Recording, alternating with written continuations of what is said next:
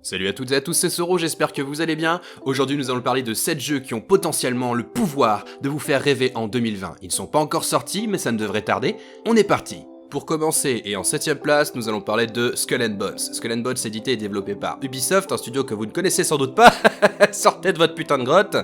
C'est un jeu de piraterie qui est essentiellement créé à partir de Assassin's Creed Black Flag, qui était un énorme jeu, le meilleur selon moi Assassin's Creed, et surtout un des meilleurs jeux de piraterie. Ouais, c'est con à dire pour Assassin's Creed, mais ils ont réussi là où beaucoup de jeux de pirates se sont plantés. C'est fun, c'est rapide, c'est exceptionnel, c'est tout ce que vous voulez. Si vous n'avez pas fait Assassin's Creed Black Flag, je vous conseille d'ores et déjà de l'acheter, de le faire. Il est exceptionnel. Bref. On n'est pas là pour parler d'Assassin's Creed, on est là pour parler de Skull and Bones, donc qui va reprendre tous les concepts, je le répète, d'Assassin's Creed Black Flag. Sauf qu'on ne sait pas encore s'il y aura l'abordage. Évidemment, ce qui était fun dans Assassin's Creed Black Flag, c'était l'abordage.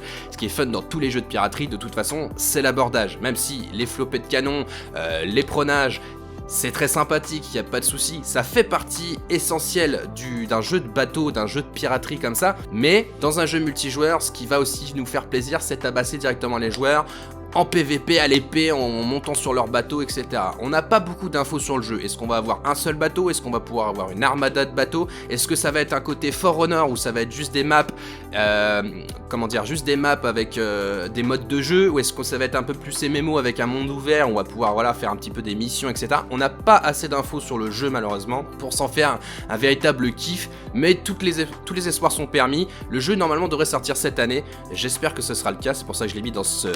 c'est pas vraiment un top, mais on va dire que si, parce que je vais quand même les classer par ordre de préférence selon moi. Donc voilà, Skull and Bones, je vous conseille de l'avoir en visu, pour ceux qui l'avaient pas encore vu. Je pense que ça peut être une grosse pépite, surtout pour ceux qui aiment les jeux de piraterie.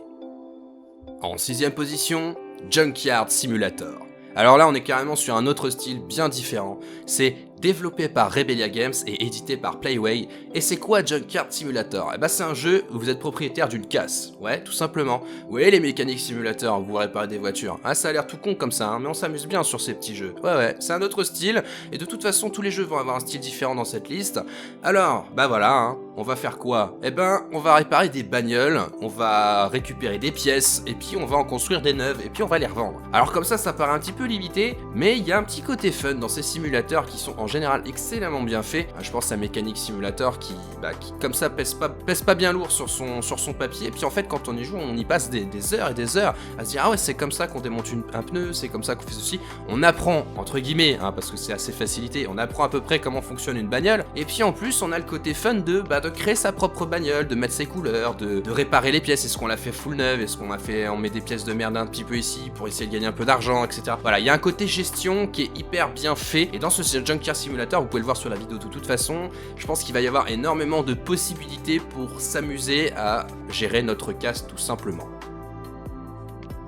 En 5ème position, nous allons parler de Valhalla. Valhalla est un jeu fait pour les adeptes de Battle Royale. Mais pas que, il y aura plusieurs modes de jeu, ça a été édité et développé par Black Rose Arts, et ça va être un super jeu représentant l'univers viking. Alors, vous voyez For Honor? Eh ben vous enlevez tout le côté mou et le côté pseudo-technique de For Honor pour en faire un vrai jeu avec de la technique, avec des petits trucs sympas comme faire le mort par exemple. Beaucoup de modes de jeu vont être prévus, notamment, comme je l'ai dit, le Battle Royale qui était le cœur même du jeu. Bon, comme le jeu n'est pas encore sorti, que les Battle Royale c'est passé de mode, les mecs se sont dit on va peut-être pas faire les cons, on va mettre autre chose à faire un petit peu avec pour pas que notre jeu fasse un bide. Et ça serait dommage qu'il fasse un bide parce que ce jeu a vraiment du potentiel dans les idées, dans le gameplay. On peut jouer en première comme en troisième personne. Bref, ça va être un jeu de combat à voir absolument pour ceux qui aiment le style.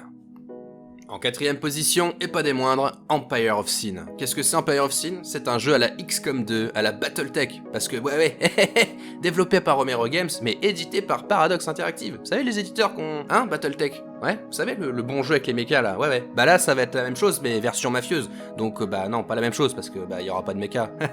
Mais bon, du coup, vous voyez l'idée, hein, c'est un petit peu un XCOM 2 version mafieux. Donc, en plus d'avoir des combats sympathiques au tour par tour bien faits, j'espère, n'est-ce pas? Eh ben, on va aussi avoir un côté gestion de ville à la mafieuse, hein. On tabasse le marchand pour sa protection, un petit peu d'argent, tout ça, hein. On fait taire les témoins gênants, etc. Hein. Ah, ça va être sympa, hein, je le sens bien. Enfin voilà, Empire of Sin, franchement, c'est un jeu que j'attends impatiemment, j'espère qu'il va pas être raté. Encore une fois, je n'ai que l'impression des trailers pour me dire que ça va être bien ou pas. Je ne sais pas vraiment si le jeu va l'être, mais honnêtement, il y a peu de chances que ça soit de la merde, c'est édité par Paradox Interactive et en général ils éditent pas des jeux de merde.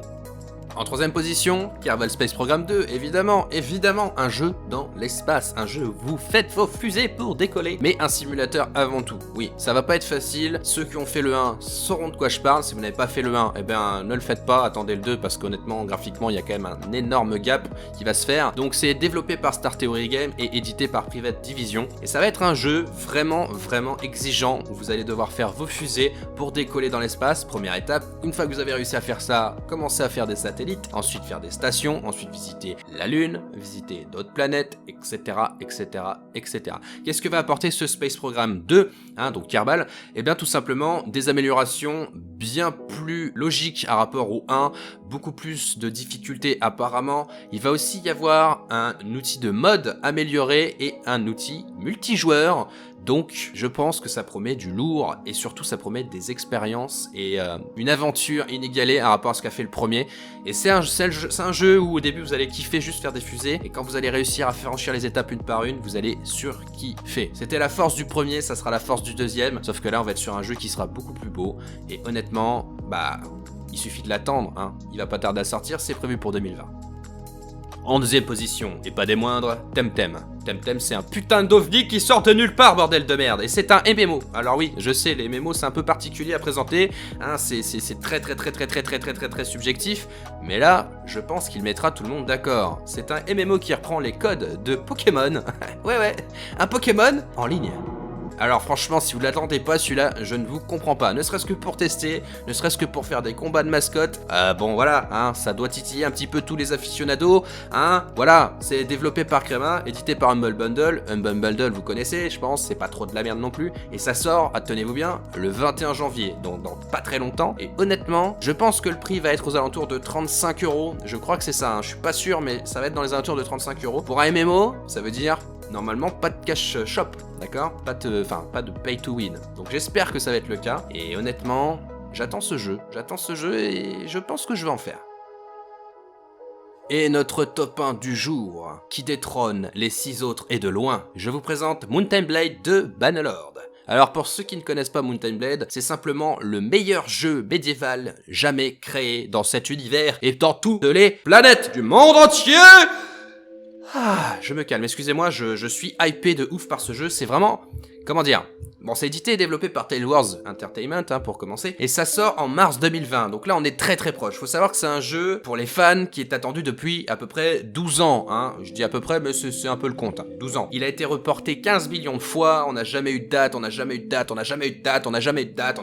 Vous avez vu, c'est chiant, imaginez ça, mais pendant 12 ans. Et voilà, Mountain Blade 2, ça va être le jeu de l'année, je vous le dis, devant Cyberpunk, devant tous les autres jeux, voilà, là je vous ai pas fait trop de AAA connus, parce que le but c'était aussi de faire découvrir des choses. Mountain Blade 2 Bannerlord, ça va être le jeu qu'il faut absolument que vous fassiez. Qu'est-ce qu'on peut faire dans Mountain Blade en général? Eh bien, vous êtes sur une map générale, vous allez vous déplacer, vous allez donc vous déplacer avec votre armée à vous, vous allez pouvoir rejoindre un roi en tant que vassal, vous allez pouvoir devenir roi vous-même, vous allez pouvoir être un simple bandit, vous allez pouvoir vous amuser dans les villes à faire des jeux, par exemple médiévaux, des jeux de table, etc., boire, voilà, vous allez pouvoir draguer la donzelle, vous allez pouvoir aussi être une donzelle vous-même, donc beaucoup plus difficile dans un monde médiéval parce que c'est très respecté. Quand vous êtes une femme, devenir reine sans avoir un mari, c'est très compliqué, vous n'êtes pas respecté, donc beaucoup plus attaqué par les opposants, voilà. Donc un grand open world. Alors, c'est open world d'une certaine façon, parce que quand vous entrez en combat, ça devient un combat en 3D. Quand vous êtes sur la map, c'est un vue du dessus, voilà, où vous vous déplacez avec un petit bonhomme, etc. Je l'explique très mal, mais j'en ai rien à foutre parce que le but du jeu, c'est aussi de vous faire découvrir, de faire rechercher vous-même. Vous aurez remarqué que pour ces 7 jeux, je suis pas rentré trop dans les détails, c'était pas l'objectif, mais il faut savoir que Mountain Blade Bannerlord, ça va être une putain de pépite. C'est sûr et certain, il n'y a pas de doute à avoir dessus. Je pense que c'est un jeu qui sera vendu dans les alentours, malheureusement, vu l'attente qu'il y a autour du jeu, au moins 50 balles, vous attendez pas à moins, il y a peu de chances qu'il soit dans des prix raisonnables, parce que même si c'est un studio indépendant, le premier jeu a fait énormément parler de lui à l'époque, et l'attente générée est vraiment, même si vous en avez pas forcément entendu parler, pour ceux qui découvrent, ils se disent mais qu'est-ce qu'il raconte, ce jeu il sort de nulle part, mais non, il sort pas de nulle part, il est attendu depuis très longtemps. Voilà, et je pense que si vous aimez les jeux médiévaux, vous ne pouvez pas passer à côté. Vous voyez, Conqueror's Blade, c'est un peu une merde de chien, et puis en fait, Mountain Blade 2, c'est l'appel qui la ramasse et qui la jette à la poubelle. Voilà, c'est un peu comme ça qu'il faut voir Mountain Blade, Bannerlord, et franchement, je ne conseille qu'une chose, c'est d'oublier les 6 autres et de jouer qu'à celui-là. Non, je déconne. Les 6 jeux, enfin les 7 jeux pour le coup, ont du potentiel. Vous aurez bien compris où se positionne mon cœur sur ce petit faux top, parce que c'est pas un top en fait, c'est plus une présentation. Je les ai classés parce que moi j'ai mes préférences. Chacun aura les siennes. D'ailleurs, je vous conseille de me laisser en commentaire votre jeu préféré dans cette liste, même si vous en avez d'autres en tête. Je pense que je continuerai un petit peu à faire des vidéos comme ça, pas trop prises de tête, parce que ça m'amuse bien, et puis parce que ça vous fait découvrir potentiellement des choses, et ça c'est le plus important. J'espère que vous avez apprécié cette vidéo. N'hésitez pas à vous abonner pour ceux qui ne l'ont pas encore fait. N'hésitez pas à laisser un commentaire, à laisser un like. Ouais, j'adore les likes. Non, je m'en branle les likes, on s'en fout totalement. Hein. Vous pouvez même mettre des pouces rouges, c'est pareil, parce que ça soit un pouce rouge, un pouce bleu, de toute façon, dans les références, je vous encule. Voilà, hein. Je vous fais des gros bisous. Passez une bonne journée, une bonne soirée, une bonne semaine, abonne-moi, et à la prochaine.